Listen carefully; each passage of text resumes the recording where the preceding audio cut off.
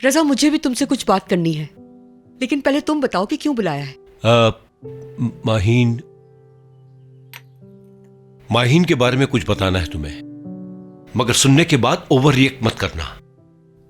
एक रेस्टोरेंट में काम कर रही है वो, जानती हूं मैं, यही बताना था ना तुम्हें। तुम्हें किसने बताया? उसकी दोस्तों ने। मैंने माहीन को बहुत समझाया लेकिन नहीं सुन रही वो। हमारी इकलौती बच्ची भी देखो कहां जाके फंसी है। क्या माहीन अभी भी उसके घर पर है? आंटी ये तो मुझे नहीं मालूम, लेकिन घर से निकलते हुए मैंने शाहान से कहा था कि मैं इसे ड्रॉप कर देती हूँ, मगर वो लड़की तो एक्टर है, सोने का ड्रामा कर रही थी। आखिर मामला क्या है? पता नहीं आंटी, मैंने तो उस दिन रेस्टोरेंट में देखा था या फिर उसे सफाई करते हुए। पर्सनल असिस्टेंट वो कब बन गई नहीं मालूम। बड़ी ही बेशर्म लड़की है वो। ऐसे भला किसी गैर महरम के साथ कोई रह सकता है क्या? सच कहूँ तो मलिहा आंटी, मुझे भी बहुत बुरा लगा। उसका यूँ शाहान से घुलना मिलना कोई अच्छी बात नहीं है, क्योंकि शाहान एक सीधा साधा लड़का है, इस तरह की लड़कियों की चालाकियों को नहीं जानता वो। हो सकता है वो वाकई उसकी कुलीग हो। हाँ हाँ बिल्कुल हो सकता है, क्यों नहीं हो सकता। लेकिन शाहान ने मुझे कहा कि इस लड़की को यहाँ पर सोने की आदत है, तो मुझे अजीब लगा, मगर हो सकता है ये मेरा वहम हो। ये बात सुन के मुझे भी हैरत हुई है।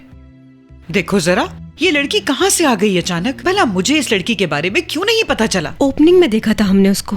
वैसे तो इतनी अच्छी पर्सनैलिटी नहीं कि याद रह जाए। शायद उसने पर्पल ड्रेस पहना था उस दिन। अच्छा, वो लंबी टांगों वाली लड़की। हाँ, काफी हसीन थी वो माशाल्लाह। हाँ वही, घोड़े जैसी लंबी।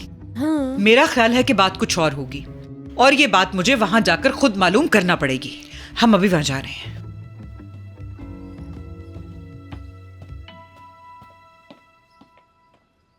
तुम ये कह रही हो झाड़ू लगा रही है, टॉयलेट साफ कर रही है, वाकई में? लोगों को पता चलेगा तो क्या इज्जत रहेगी? तुम्हें लोगों की फिक्र हो रही है या हमारी बच्ची की जिंदगी दांव पे लगी हुई है? मेरे हलक से तो रोटी नहीं उतर रही है, सोच सोच करके क्या होगा अब उसका। रजा, हमें ही कुछ करना चाहिए। हमारी बच्ची अपनी जिंदगी बर्बाद कर रही है, उसकी फ्यूचर की बात है। ये सब उसकी वजह से हो रहा है। अगर रोशन उसे छोड़कर ना गया होता तो ये भी ना होता। सही कह रहे हो। अगर रोशन वापस आकर उससे माफी मांग ले तो हमारी सारी टेंशन खुद खत्म हो जाएगी। वो नहीं चाहिए। अपने गुस्से को भूलकर बेटी के बारे में सोचो। अगर फिर से रोशन उसकी जिंदगी में आ जाए तो वो ऐसी बेवकूफाना हरकतें करना छोड़ दे। शैला, आखिर तुम क्यों नहीं समझ रही हो मेरी बात को? मैंने कह दिया वो नहीं चाहिए तो नहीं चाहिए बस। वो चाहे तो भी नहीं आ सकता।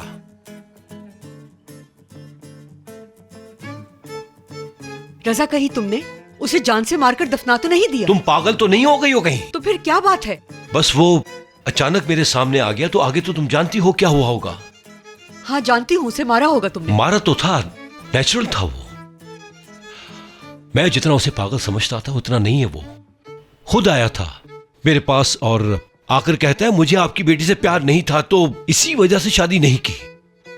काश कि वो माहीन की जिंदगी में फिर से आ जाए। शैला, तुम पागल तो नहीं हो गई? आखिर मैं तुम्हें कैसे समझाऊं कि वो हमारी बेटी से प्यार नहीं करता? अब क्या जबरदस्ती प्यार करवाऊं उसे? जी हाँ। क्या कहने तुम्हारे शैला।